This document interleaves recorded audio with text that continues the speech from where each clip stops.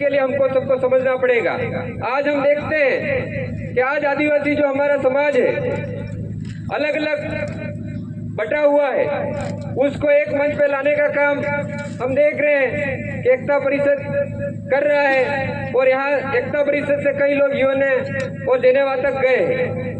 तो हम लोग हमारी जो राष्ट्रीय स्तर की जो मांगे होती है वो इस मंच के माध्यम से बोल सकते हैं। आप देखा जाए तो हमारे देश के अंदर अभी जनगणना की बात चल रही है, तो जनगणना का जो प्रपत्र जारी हुआ है उसके अंदर हमारे लोगों को हमारा जो सांस्कृतिक यानी जनगणना में हम लोगों को एक कॉलम दे रखा है, उसके अंदर हमको जनजाति लोगों को कहा गया है कि वो धर्म की बात करें लेकिन संस्कृति की बात नहीं करें। अगर हम लोग धर्म की बात करेंगे तो हम लोग नागरिकता की ओर जाएंगे और संस्कृति की बात करेंगे तो हमारी पहचान की ओर जाएंगे। तो आदिवासी अपनी संस्कृति को जब तक जीवित रखेगा और जब तक हमारी संस्कृति परंपरा रीति रिवाज को बनाए रखेगा तब तक हमारी पहचान रहेगी। आज हम लोग देखते हैं कि आज आदिवासियों को हमारी पहचान जो है वो खत्म करने के लिए कई लोग यहाँ पे, हम किसी का नाम नहीं लेंगे इस मंच पे,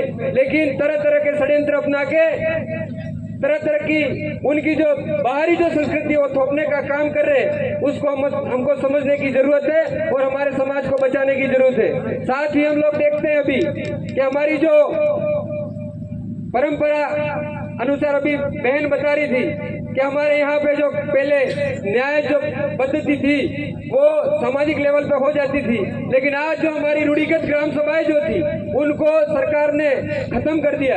लेकिन कहीं न कहीं हमारे जो बाप दादे जो हमारे जो पूर्वज आपने बिठा रखे हैं, इनकी बदौलत हमें मिले हुए हक अधिकार है वो कहीं न कहीं जीवित है। और संविधान के अंदर भी हमारे इन महापुरुषों की वजह से आज 5वीं अनुसूची हो या जितने भी हक अधिकार है वो हमारे इन पूर्वजों की लड़ाई की वजह से हमको मिले हुए।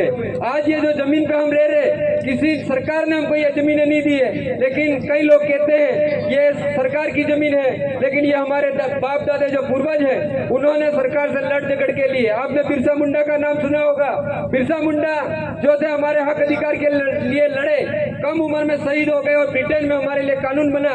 उस कानून के आधार पे आज हमारी जमीन गैर आदिवासी नहीं ले सकता है, ये कानून संविधान के अंदर आया, बाकी हमको कौन रहने देता।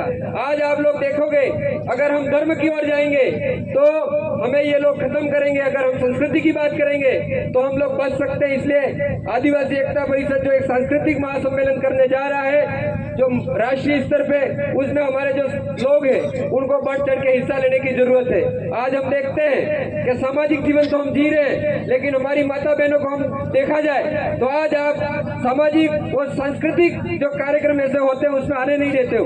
क्या पता आप खुद ही आते हो लेकिन अपनी घरवालियों किसी को नहीं लाते हो। तो हमारी माता बहनों को भी ऐसे कार्यक्रम में जोड़ेंगे तो हमारा भला हो सकता है। बाकी हम नहीं जोड़ा, आप खाली मीटिंग में आए और सभा करके चले गए तो कुछ होना नहीं है। समय का अभाव है और संचालन महोदय भी खड़े हो गए हैं, तो अभी वक्ता खूब है, क्योंकि बाहर के जो भी वक्ता है उनको आपको सुनना है, क्योंकि मैं तो हर समय आपके बीच में आता रहता हूँ और आके कोई भी सामाजिक कार्यक्रम होता है उसमें भी अपने समाज की बात या कैसी भी बात हम करते हैं तो बताता रहूंगा। और आज आप यहाँ आए हैं तो सभी वक्ताओं को सुन के और जो भी हमारी संस्कृति परंपरा रीति रिवाज है उनको अमल में लाना है। और हम तो ला भी रहे, लेकिन हमारे जो थोड़े पढ़े लिखे भाई हो गए जो हमको छोड़ के शहरों में चले गए, वही दूसरी संस्कृति लेके हमारे बीच में आते हैं। अभी मैंने देखा है कि आज देखते हैं कि हमारे शादी विवाह जो होते थे वो किस हिसाब से होते थे। आजकल से लाड़ीन वोर लाड़ीन गेर अगूठी पेराडोन सिस्टम नवो आवी के नहीं आवी के, तो ऐसे सिस्टम कौन ला रहा है? हमारा पढ़ा लिखा और जो पैसा वाला वर्ग हो जा रहा है वही ला रहा है। इसलिए उन भाइयों को भी कहना चाहते हैं कि भाई हमारी जो बाप दादों ने जो संस्कृति परंपरा रीति रिवाज बना रखे उस रीति रिवाज के अंदर आप खराबी नहीं करे तो अच्छा रहेगा। जय जोहार, जय आदिवासी, जय बिलबुल।